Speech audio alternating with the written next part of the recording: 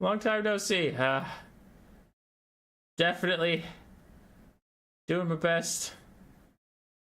I was promised Turin. Where is he? He's in the next one. He's not in this one. He's in the next one. He's in Scandinavia versus USA 1.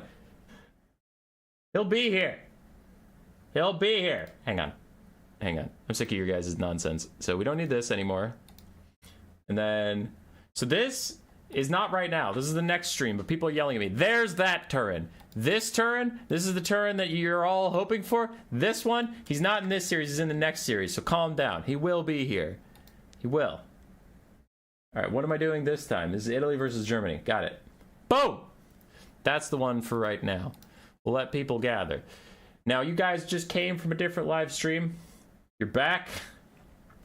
Again, we're doing this for the VODs. I know you've heard this before, but the people watch the VODs. They don't watch the live streams. The people that watch the VODs might wonder what the hell we're doing, and they weren't here all day as we did multiple streams back to back. So for the people that are watching this in the future and have no idea what's happening, welcome to the World Cup. The World Cup is a tournament between a whole bunch of different teams. People came to me. I posted on my Discord and I said, hey, if you can get a team of 5 people to represent a country, feel free to sign up. That's why you see some teams have 1s, 2s, 3s, and 4s, and some don't. USA 4, they have 4 teams. It's not because the USA is better. It's because that many people happen to fucking sign up. That's where we're at. Every series is a best of 5. Each best of 5 will have all 5 games played no matter what, whether it's a 5-0, 4-1, or a 3-2.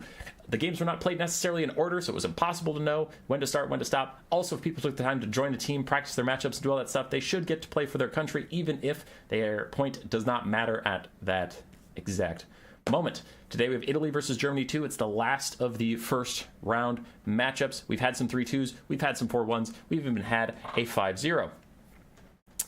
So, let's get into it. Who is the matchups for today? We have Elagost SG71, Samuel Maydave, and Elvio versus Lord Chickenfeed, Del Duca Sabado, Nalnish Zegzi, and Attack Speed Enjoyer.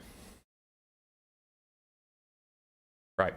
Both sides global banned dwarves, which means that dwarves aren't going to be played, obviously, but also means there's one less faction being global banned. Both teams picked their global ban before the tournament even started.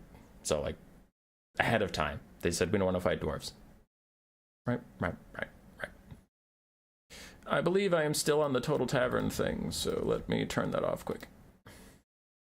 I don't know if it messes with replays, and I haven't stopped to find out, and I don't want to deal with it, so I'm just not gonna. Okay, mod manager, deactivate. Yes, refresh, play.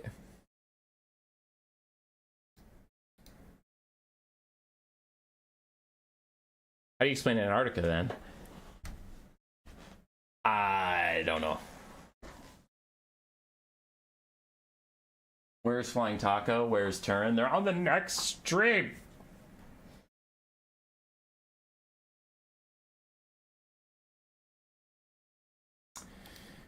Let's find out who sent in the replays. Replays. So what am I doing right now? Italy and Germany.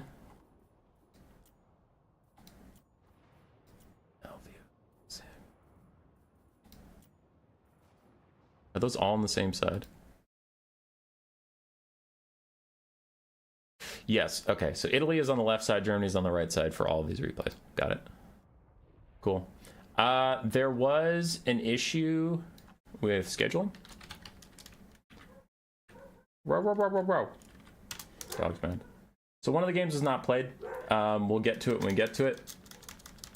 There was a scheduling conflict, and one team was awarded a point because they showed up at the allotted time. The other team did not. Again, we'll get to it when we get to it. It's unfortunate, but shit happens. So game 1 is Elagost versus Lord Chickenfeed. Cool. There it is. Korn versus Dark Elves. Very popular matchup. I have seen it go in the Dark Elves' favor more than I've seen it go in Korn's favor. Armor-piercing Kite is very strong versus Korn.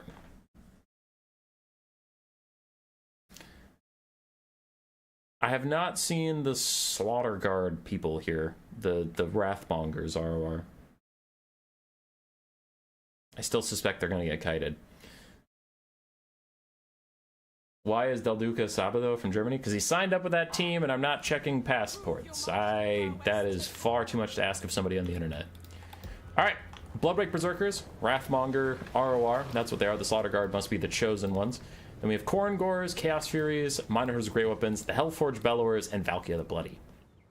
On the other side, a very meta and popular Dark Elves build versus Korn. 4 Dark Rider Repeater Crossbows, 2 Scourge Runner Chariots, more Dark Riders besides that, some Cold One Knights, a couple Infantry here and there, and a Sorceress of Beasts. With Curse of Honor here, that's not common. Normally you see like Flock of Doom or something, but Curse of Honor here, I guess. For the slow, for the debuff. Checking passports is too much to ask for an American. It's over the internet, damn it. Hellforged Bellowers counter skirmishing with the Scourge Runners, as Valkia tries to do a bit of peeling as well. And Korn seems content to let the Hellforges just fire rather than charging into melee. I don't think the Hellforges do that much against skirmish cav damage-wise. I'm a little suspicious of its damage potential. The Scourge Runners move up. They want to just shoot at the Hellforged Bellowers or the Minotaurs. They don't really want to fight Valkia. She is small, and their missiles do more versus large targets, but also she's just insanely hard to hit from being so small. So they're backing off. It's into a little bit of a kite phase, but eventually the Hellforged Bellowers runs out of ammo, with only 8 shots left. Now 7. Eventually it has to go into melee, and that's when this type of build really kicks in for the Dark Elves, is because then Korn is forced to try and come into melee, and you can just kite them for free, because the Hellforged Bellowers won't be counterfiring anymore. So this is usually how this matchup goes, is you tank the Hellforged shots for a little bit, and then you turn it around. Are you saying I didn't need to send you a copy of my social security number for this? You had to, but a lot of people faked it. A lot of people faked it. Alright, Cold One Knights doing their best to dodge the Hellforged Bellowers, which is a bit of an oxymoron, because you're not gonna. Dodge that, you punk. Sit in the flames and roast, you fools! Yeah, it's a hard time. These canonically occur in a Waffle House in their parking lot, which counts as international grounds. Damn, Will. Alright. Good job from Korn so far to screen out most of the skirmishers from the Hellforged Bellowers, but it looks like the Dark Elves are starting to make inroads. Scourge Runners firing at the Hellforged, which are just trying to dodge for a little bit, while Korn Gores run up and re-force the Scourge Runners to retreat. Otherwise, they'll take a bunch of damage like that. Took 500, 600 damage from that while they tried to shoot the Hellforged Bellowers. Still 5 shots left on those guys. And a very unfortunate Hellforged Bellowers volley. He is terrible at firing downhill, because then his homing shots will hit the hill and not quite get all the way down. Fast-moving, homing artillery is pretty strong, but I also just get the sense that people are kind of over the Korn skirmish meta already. It's not that it's that strong, it's just that it's very slow, and people don't tend to like that as much. So much ammo not spent on the Minotaurs could be a tough late game. It could be. Could be indeed. Scourge Runners running very low on ammunition, and as Golden Floof in chat is mentioning, oof, another rough volley from the Hellforged Bellowers. But as Golden Floof is mentioning, a lot of the Scourge Runner volleys have been used on the Korn Gores, it looks like, or just missed, or something. But the Minotaurs being full health is going to be a problem, because once this kite build runs out of ammunition, you just have a crap ton of light cavalry charging into Minotaurs and Korn Gores. That's not going to be great. Dark Elves still have a lot of ammunition left in their Dark Rider Repeater crossbows, though, so they can play it nice and slow. Korn, however, is running out of time. They have 1 volley left before they have to do something or just get picked apart. Again, kind of like that Korn versus Lizardman game we had on a different stream. I don't know why the Dark Elves are playing so cagey about their skirmish. Scourge Runners, sure, now they're out of ammo, I get that. But why are your Dark Riders being so limited about using their resources? The Hellforged Bellowers, if you're running away or not, the Hellforged Bellowers are still going to hit you. And it's all about getting your damage out before Korn wakes up and decides they have to charge you, and then skirmishing them is a lot harder. But like right now, just get your free shots on the Korn Gores. And it looks like they're finally starting to do that, but I would have preferred it be a little bit earlier. Could also shoot at the Slaughter Guard, could also shoot at the Minotaurs if you're in range. Not the Harpies as much. Harpies are pretty hard to hit for repeater crossbows. But Korn now has to get into melee. Their Hellforged Bellowers is officially out of ammo. And this is not Conquest, there's attacking rules, which so far both sides have been obeying.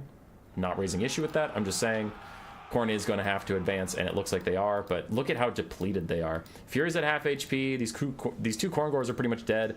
This one is at half HP, and Korn's Unbreakable passive triggers at 50% HP, so none of these Korn Gores have Unbreakable left.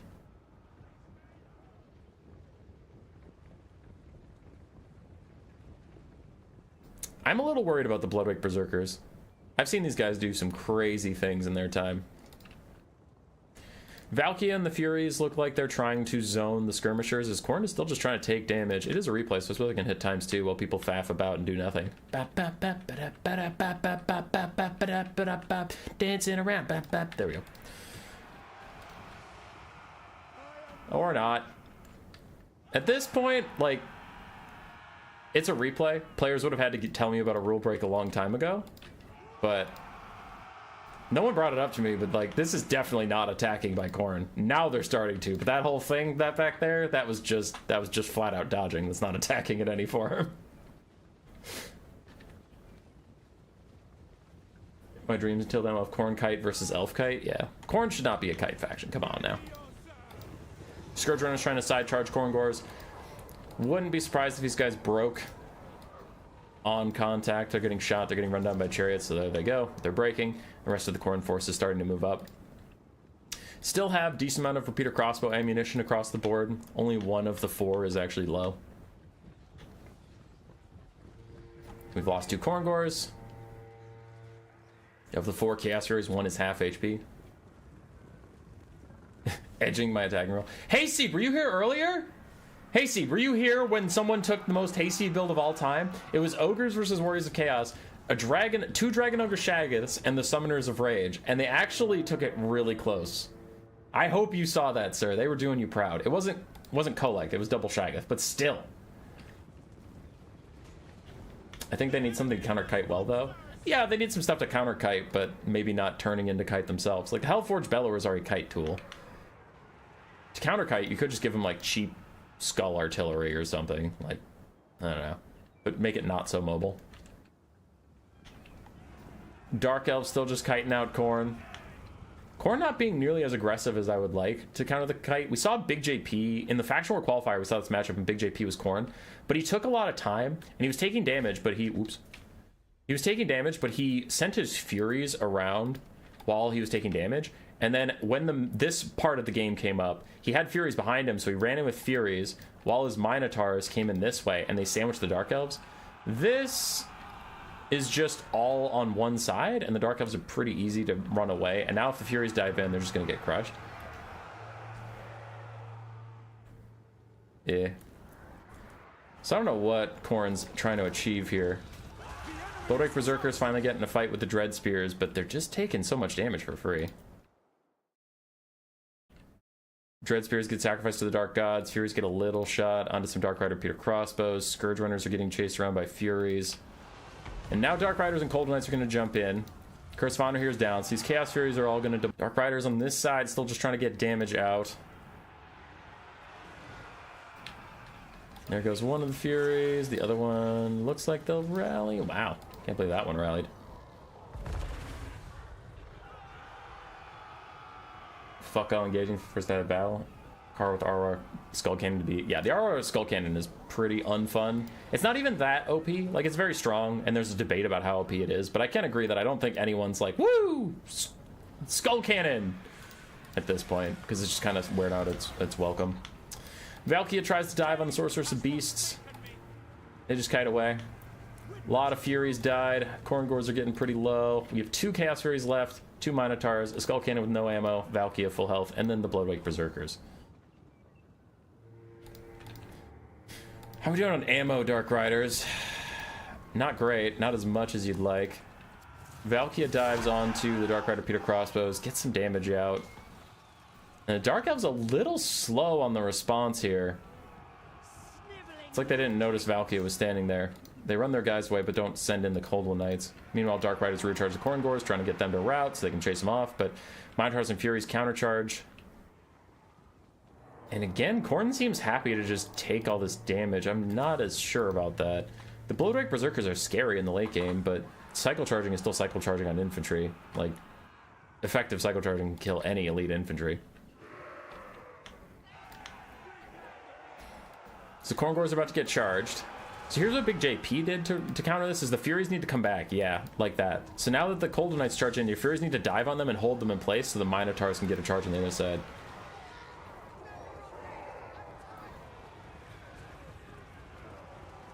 In the lull, does anybody use the shift click to have units move different positions? Is that generally not worth it multiplayer? I don't really see that much.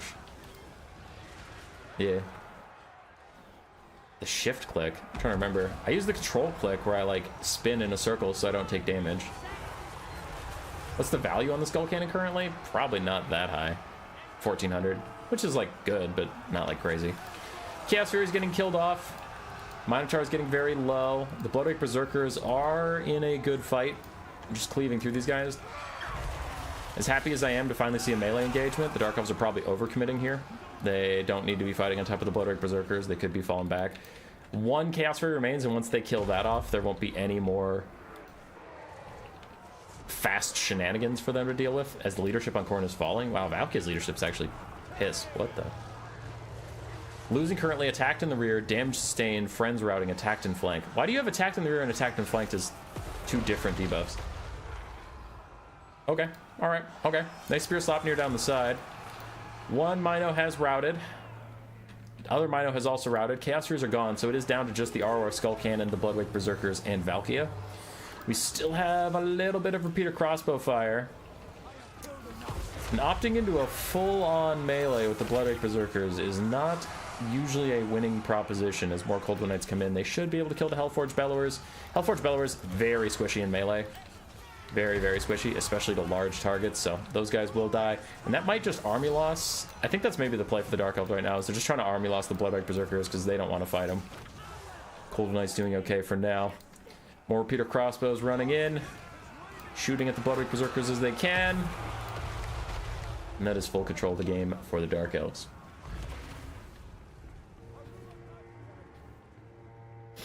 GG. Pretty slow. I think the Dark Elves played that appropriately. I think they played it very well. It wasn't flashy, but it was really good from Lord Chickenfeed. I think Korn needed to realize that they were in a losing situation and they needed to change the battle, but instead they just opted into kite when they had, you know, they were getting out-kited and they opted into it, and then when they started their melee, they didn't commit to the melee, so then they got kited harder.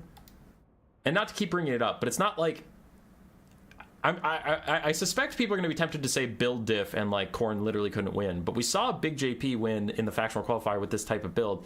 It's just he played it very differently. He used his Furies to close the back door, and then the kite couldn't retreat, and your Minotaurs got into the melee and actually got to kill some stuff, and then it was just GG. But yeah, it's tough. Okay. So, I know I need to update the scoreboard, but I'm going to take you with me for a second. So, we have game one goes to somebody. Game one goes to Lord Chickenfeed. Game two goes to SG71. That's the one where the players weren't able to play. Just scheduling issues came up. The players agreed at a certain time. One of them showed up, the other one didn't, and then things happened. So it is 1-1, which is why I went here to show you that before I updated the scoreboard, because if I updated the scoreboard to be 1-1, you'd be like, what the frick? So next up is Nalnish versus Samuel. But Italy and Germany both have a point here. Apologies for not having a replay, but sometimes shit just happens. There we go. That is a blood speaker. This is the first blood speaker I've seen in competitive. Okay.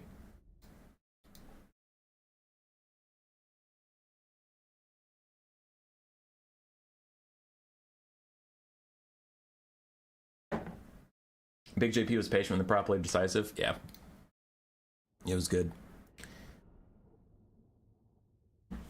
All right, more Ogres, more Korn. And we get the blood speaker. So for Korn, they're trying to just swarm the ogres in bodies. We have Marauders, Forsaken, so no anti-large in their infantry, just going for raw weapon strength instead. And then Marauders are super cheap. We have triple Blood Beast of Korn, triple Minotaur of Great Weapons of Korn. Of Korn, yes. As opposed to the Beastmen Minotaurs being on this roster. And then a Blood Speaker just on horseback with his heal. That is odd. That is a very odd choice. Alright, we'll see what he does. See what Nalnish can bring.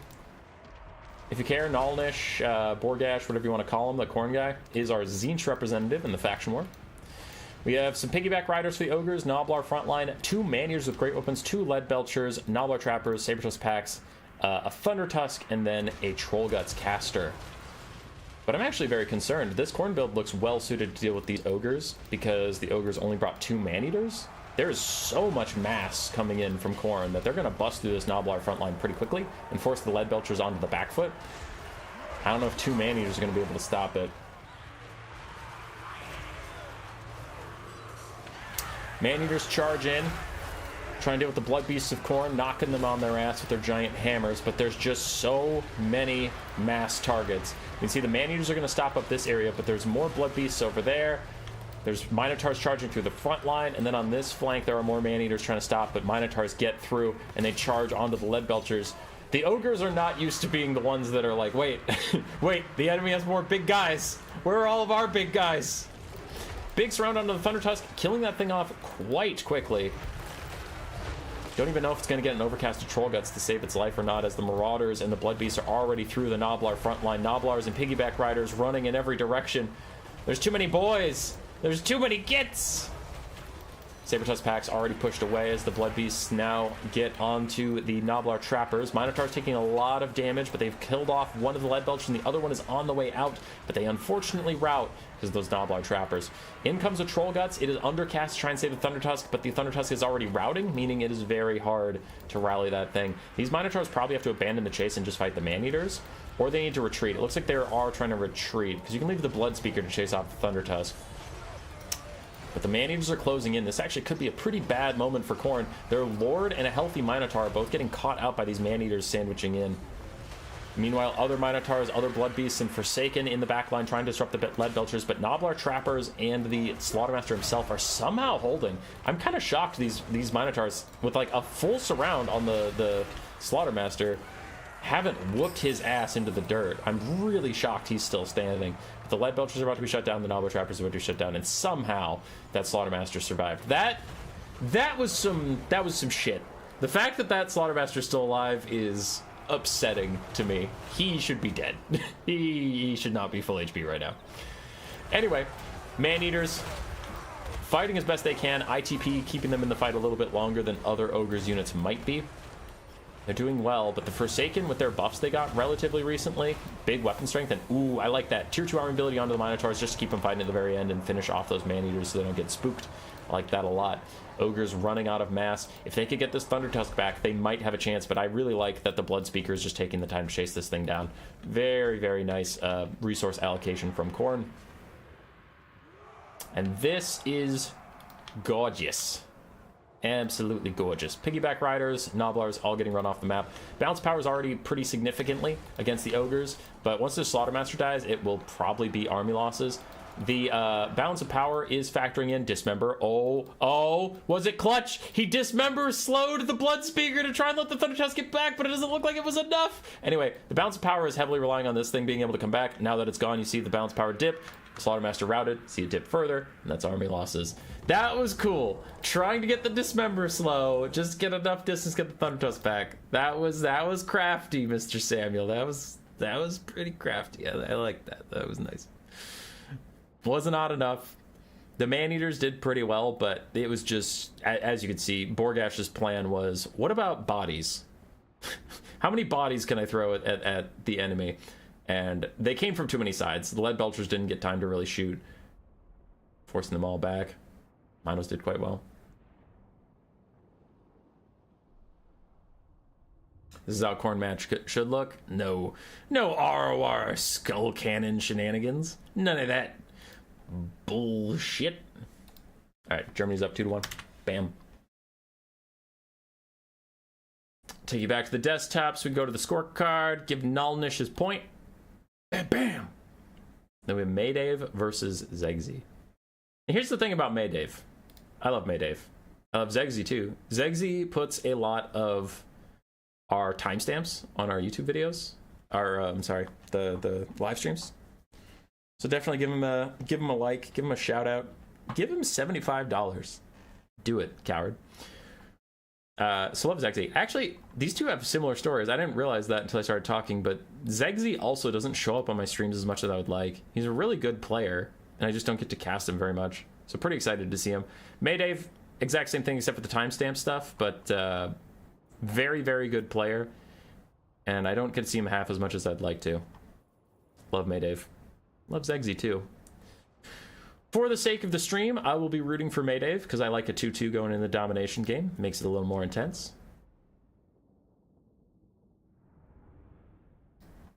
I don't think either of these guys is in the faction war. I don't think so.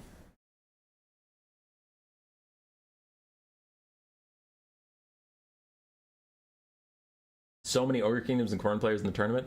It's less about that many players being in the tournament and...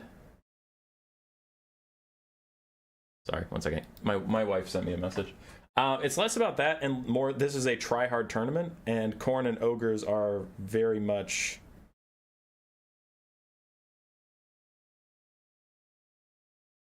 Ogres and Korn are very much strong. So it's like, people are going to play them in a try-hard tournament. Less than everyone in the world is a Korn and Ogre Kingdoms main now. Okay, sorry about that. Answered the question. What race is Italy and what race is Germany? Italy is the Tomb Kings and Germany is the Ogres. So far, the replays have all lined up with the names at the top. So the left-hand side, the green team, is Italy. Right-hand side, Germany.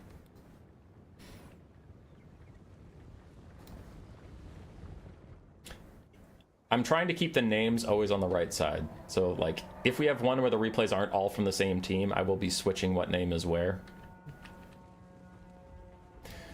But let's get on with it. We're on to Conquest.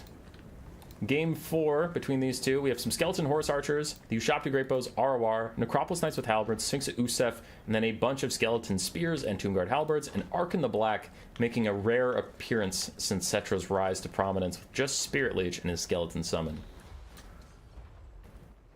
On the other side, for the Ogres, we have one Lead Belcher in case of a Tomb Guard box. We have a Giant, Iron Guts, a Tyrant with just his snacks. Then we have a Fire Belly with Burning Head, more Iron Guts, Noblar Trappers, Noblars, and Piggyback Riders. This is pretty strong versus Tomb Kings. I really like Piggyback Riders and Noblars to clear out a front line. Especially, honestly, I do like it with Greasus or the Paymaster because they have that Gold Glorious Gold or whatever, and if you just pop that on Piggyback Riders, they do some serious work in the Skeletons, man. Give them even better stats. Like, I think Gold Glorious Gold gives them 16 melee attack or something, so it's like 40 melee attack on a 550 unit. It's solid. Ogres are charging forward, seeing that it is a bit of a Tomb Guard box, but not enough of one that one Lead Belcher can win out. They do need to get into melee, and they need to get into melee quickly. Arkan Skeletons tried to stop some Iron Guts for a little bit, but it was not successful. And Zegsy's Fire Belly is a little late to the party. Now, thankfully, he is an Ogre. 54 speed is nothing to laugh at, so he will be here in time for a nice, juicy Burning Head down the front line, but I'm not super pleased that he's that far behind. Giant is also wandering in, but the Giant is pretty slow. The Tyrant and the Ogre charge doing a lot of damage to the Skeleton Spearmen as the Chosen of the Gods trying to get some shots out. I saw those cluster shots, plus another Overcast Spear Leech on the Lead Belchers. And Arkan really does not want those Lead Belchers shooting, apparently, as they're getting some side shots down the Tomb Guard with Halberds. A little bit of damage there. Necropolis Knights with their Halberds countercharging the Iron Guts, pushing these guys back. Their heavy armor means nothing to the likes of the Necropolis Knights. In comes a Burning Head, and that is going to be huge. 2 Skeletons and 2 Tomb Guard in the way. Glorious damage from the Fire Belly. Ugh. That was a big Burning Head. That is a 750 value Burning Head off the bat. Brutal start here for those guys. Remember, if you want Game 5 to be what it's all about, you are rooting for the Tomb Kings here. as their front line is falling apart. The Necropolis Knights pulling back for a little bit. The Chosen of the Gods still up and alive. They've gotten rid of the Lead Belchers, and we have Skeleton Horsemen rear charging some piggyback riders, which is not that big of a deal. Arkin is getting smacked in the face with a giant club, and the Tyrant is in as well. No, that's the Firebelly. Firebelly's in as well. Arkin does need to fall back. The Necrosphinx is not here to protect him. That could be a problem. It is looking all Ogre all day at the moment as Ushabti Summon comes out to deal with Nabla Trappers for a bit. Necropolis Knights are still retreating, but the heroes of the Ogre Kingdoms charging in fearless behind their Iron Guts. Skeleton Horse Archers, safe and sound, firing in on the Iron Guts, the Giant, anything they can really get their hands on. The Chosen of the Gods don't seem to know what they want to shoot yet. Looks like they're going to try and fire at the Giant at quite close range. They can get decent damage onto him if their spread shot hits correctly, but at this close of range, it is a little risky. Necrosphinx is going to get beat up by a Giant. We saw a game in a different stream on a different day, but we saw a Giant and a Tyrant beat double Necrosphinx, so I am a little concerned here. Another Burning Head out to get rid of those spears. The Ogres feeling good about their chances. The frontline fight is still going on. The Tomb Guard are falling apart. Melee Ushabti Summon will despawn soon. What can the Tomb Kings do about such reckless hate? I am concerned. Necropolis Knight Halberds still surrounding the area, doing their best, getting about 1,100 value so far as the Necrosphinx and Arkin run away. Giants at half HP, but not anymore. Meat Feast, that's going to take him to full.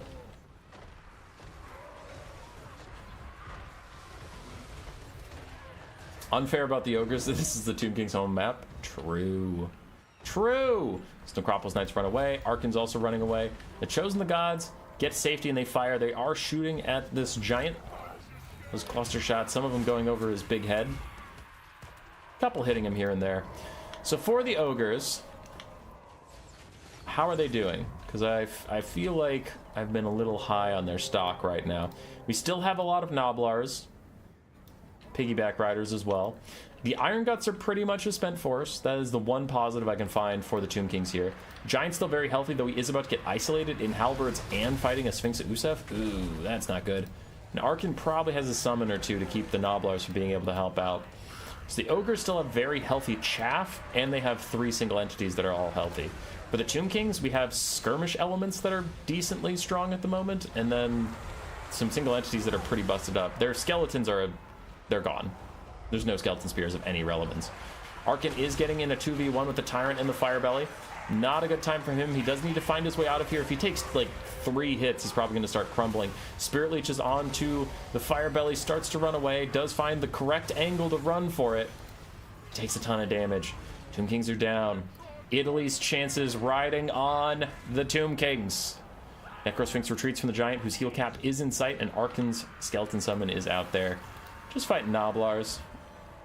Biding its time as the Chosen of the Gods fall back. Skeleton Horse Archers peel for the Chosen of the Gods, and they retreat as well. The Chosen of the Gods do not do that much damage to Ogres. Ogres kind of spread out and stand all weird. It's not terrible, it's just not like what you're used to when they shoot the Fireborn or something. Princelars, I don't know if that's a compliment or not, but I'll take it. Arkin again gets caught by the Ogre Kingdoms. He starts to retreat. Necropolis Knights diving back in as well. Nice downhill charge for them. Peels keeps the Iron Guts at bay.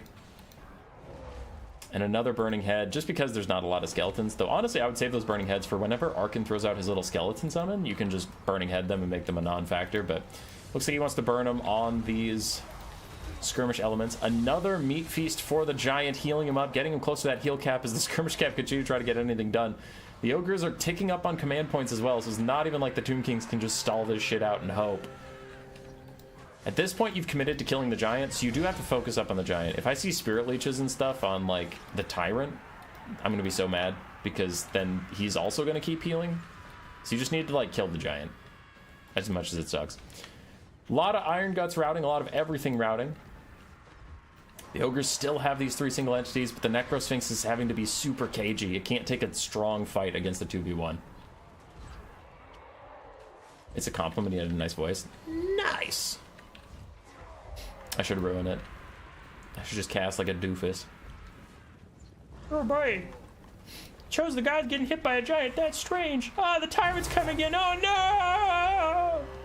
How was that? That better? And I heard another burning head onto skeleton horse archers. Arkan has summons, you know. They exist. Another spirit leech onto the giant as the chosen gods try and kite away. Still, the point is ticking up for the ogres. The last of these skeleton horsemen running down Noblars and other random shit, which, you know, that's good. That tracks. Hey, the lead belchers are back. They get to actually play the game for once. They did not get to fire for a long time. Now we have 3 lead belchers just lining their sights up on this cat. Skeleton horse archer's gonna go for the lead belchers. And what is that? Oh, it's a traps, the Noblar traps. Gotcha.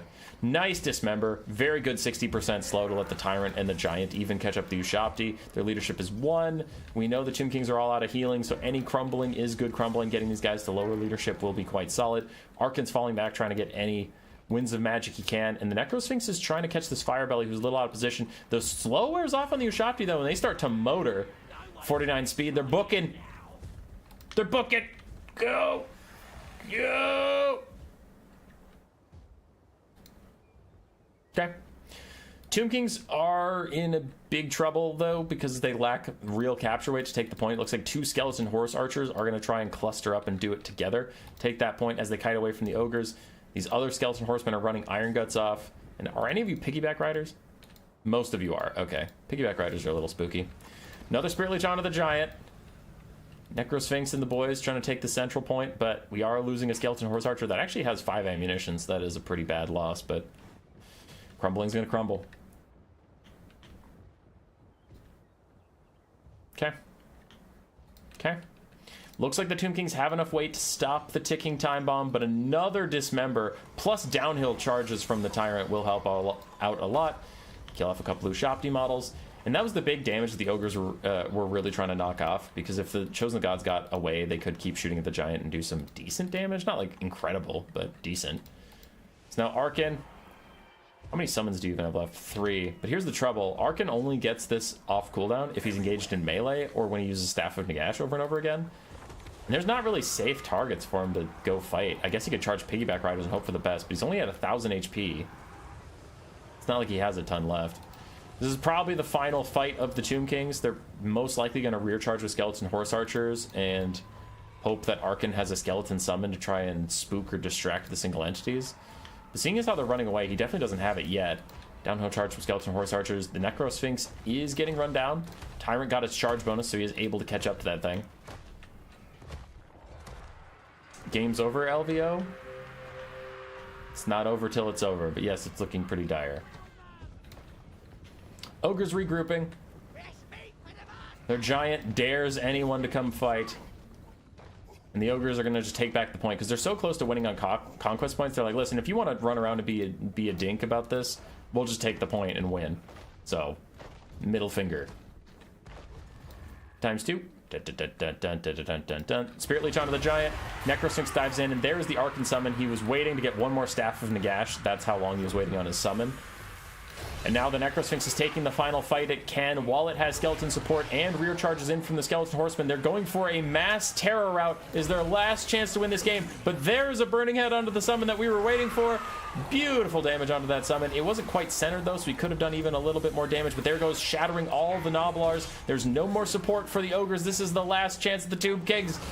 They're trying to hold. Arkan might have to even get in the fight, but the Necrosphinx is fighting alone for now, doing what damage it can. Giant has 3,000 HP, down to 2,400, still taking damage. His natural 100 leadership is crazy high and very hard to rout him off this map. He's down to 1,000 HP and falling. Another Spirit Leech is going to take him out, but there's still a whole Tyrant to kill. There's still a half-health Firebelly to kill. There's a lot left to do, and the Sphinx just doesn't quite have the HP to do it. Arkan is avoiding melee.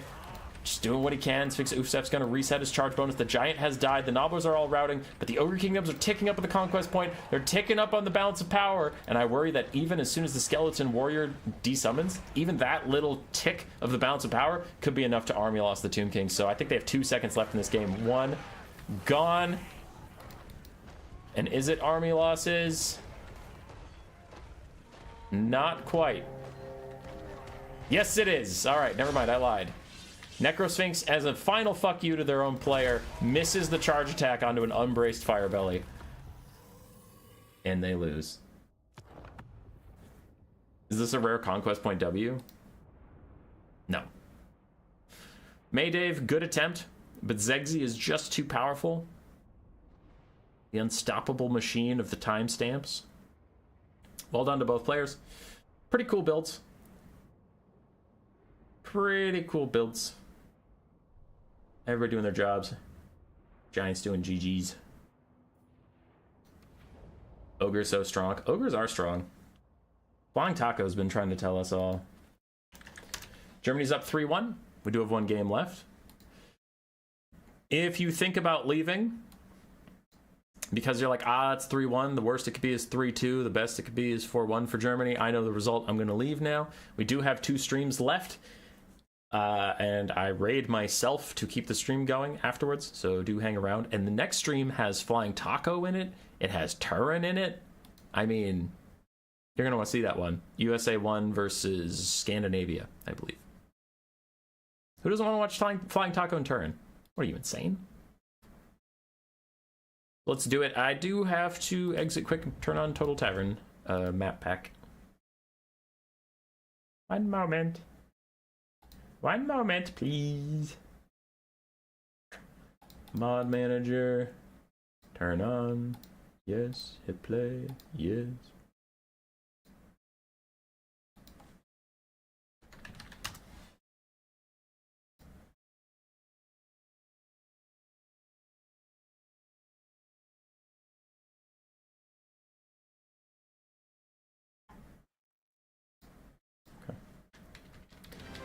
Boom, boom, boom. Replays. And the final Italy versus Germany game. Italia. LVO versus attack speed. Enjoyer. Is your replay today? Yes. I am Netherlands versus USA 2. Stretch. Turn is in USA 2. He's in USA 1.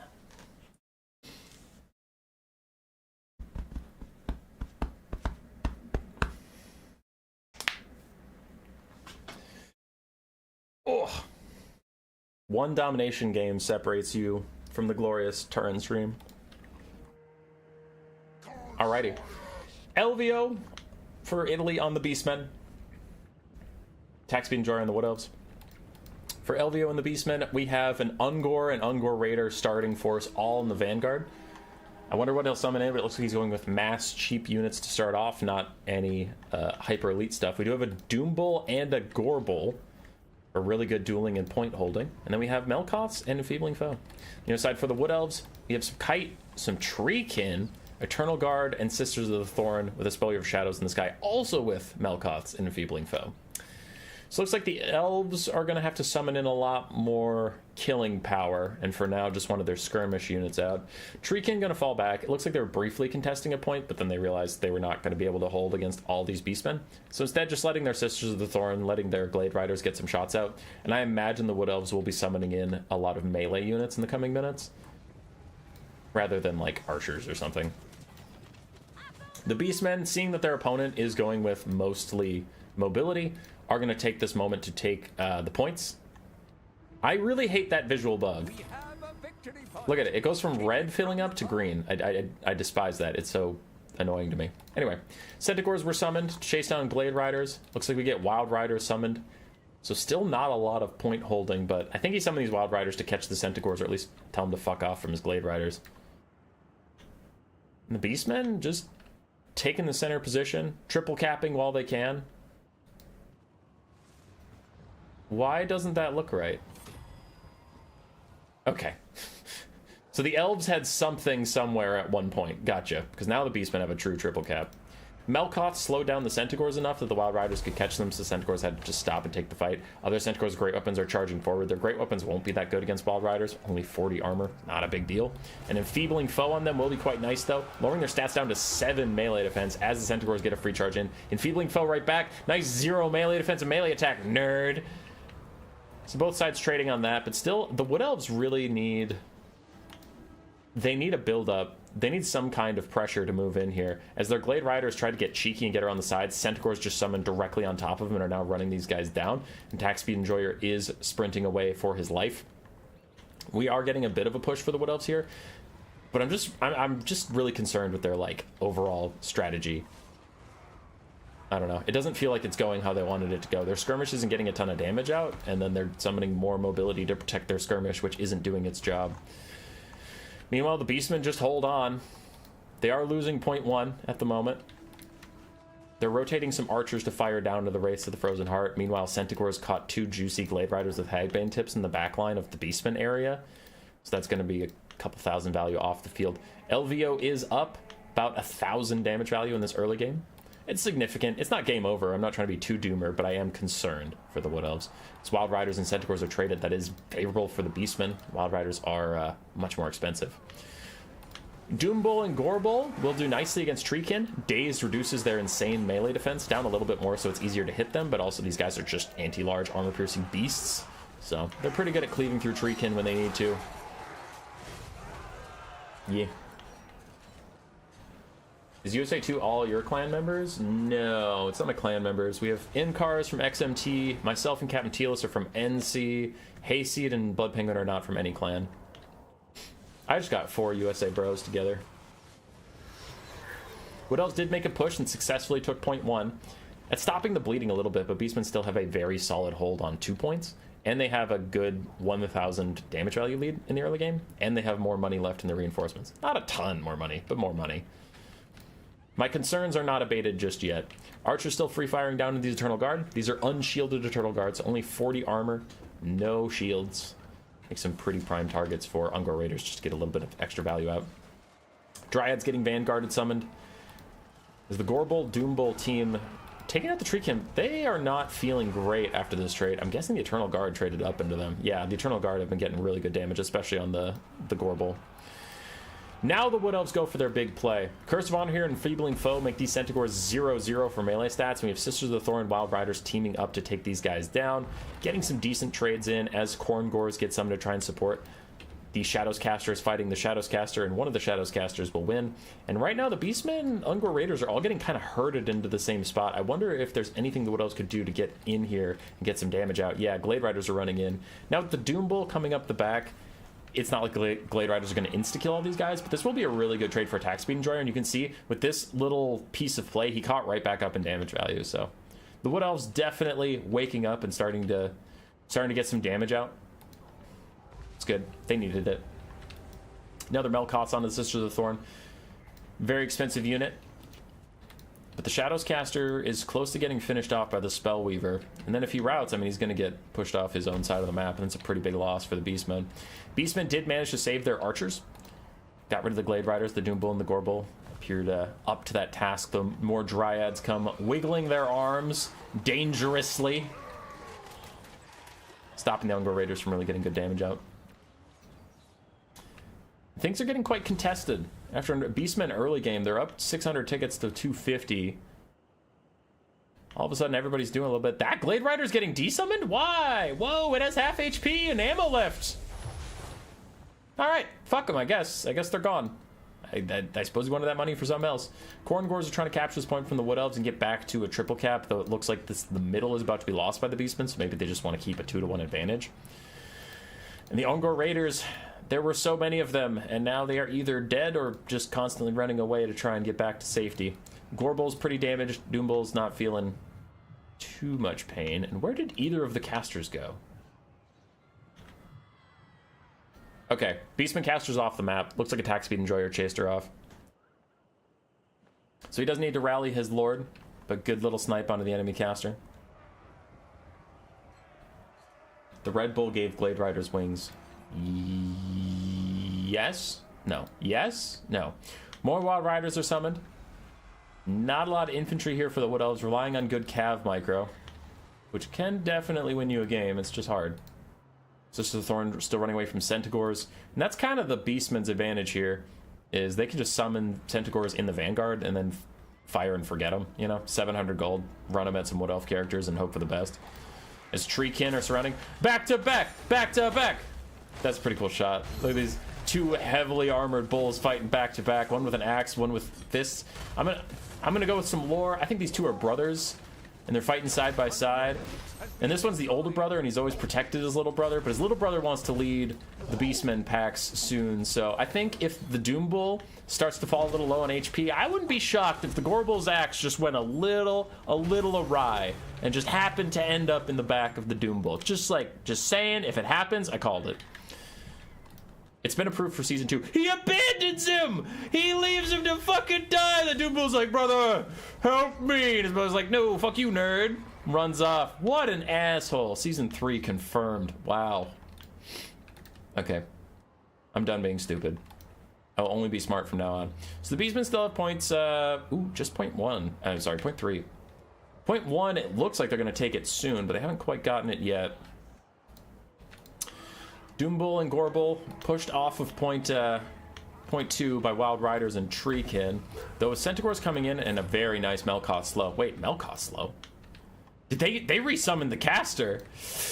Ow, that's gotta hurt. I mean, having a caster is important, don't get me wrong, but that's gotta hurt having to summon an entire chariot caster again. That's rough for the Beastmen. As attack speed enjoyer gets some Wild Riders in there, but they get enfeebling foe, immediately lowering their stats significantly. Those Wild Riders are pushed back. Doombull and Gorbul are running up, and Hazel's mad at something in the background. Sucks to be you, Wild Rider. Beastmen all of a sudden out of infantry, though. They're not feeling too good. We have a Korn Gore down there. We have a Korn Gore down there. Everything else has been routed away. We have some Ungor Spearman herds getting summoned on the high ground to get over here soon. Both sides attritioning out quite badly. Like, looking around the map, their armies are significantly smaller than when the battle started. Another Melkoths onto the Wild Riders, slows them a little bit, allows Centaurs to get in, but the Glade Lord charges in from behind. Spellweaver, sorry, not a Glade Lord. Very different character. As the Gorbul, the traitor, the bad guy in our narrative, goes to fight the Wood Elf. Is this his redemption arc? Hold on, is this the Act 3 redemption? Where we think he's a bad guy, and then he turns out to be a good guy, but he's getting his ass kicked, and then his brother comes to help him! They've forgiven each other! Oh! I'm allowed to have fun. You can't stop me from having fun. Alright, in the back line, Centaurs get summoned, but there's just some Treekin back there, so they're going to start ignoring those guys. Spellweaver needs to opt out of the fight with these two bulls. It's not going well for her. She dives instead on the Spellweaver again. Gorbul is taking a lot of damage. Doombull can't fully protect him from all that as the Korn Gores try and rally to their aid, and some archers are firing up over the top. Beastmen still control 2 capture points. The Wood Elves just have the center for now.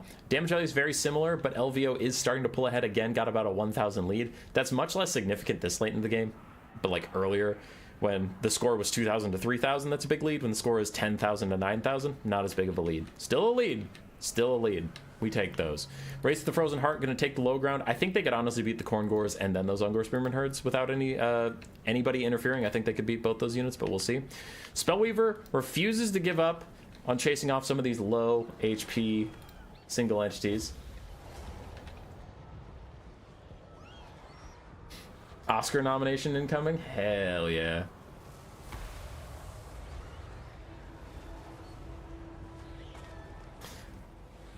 I'm all up for the Beastmen roleplay. Beastmen need a brisket summon. Yeah.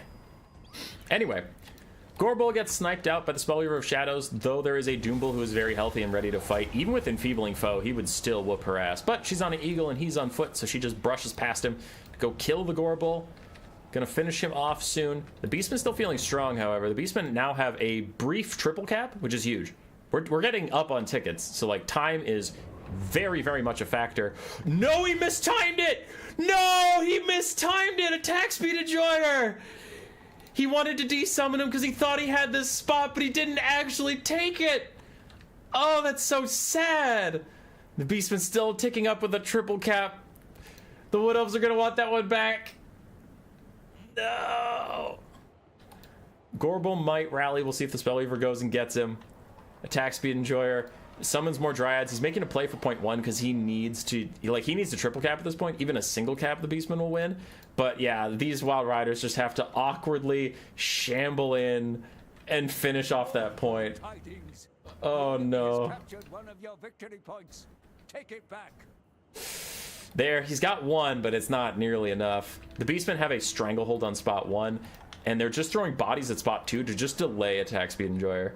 And attack speed's, he's out of gas. We have a half health Wild Rider. His Lord is pretty toast. The Race to Frozen Heart aren't feeling too good, and like he has 1,100 samples, supplies in the back. Samples.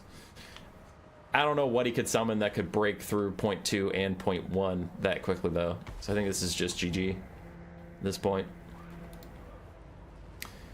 Stayed pretty darn even on gold damage value. It was a close game through and through. There was one point where the Beastmen took the early game very, very handedly, in my opinion. And then there was a really good mid-game push by the Wood Elves that did a lot of damage to the Beastmen and kind of put them on the back foot. But then it just kind of felt like the Wood Elves slowed to a trickle, and the Beastmen just kept coming. Like, Centaurs summoned in versus Wild Riders.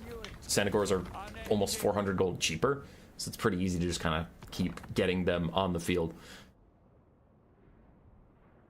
Free samples!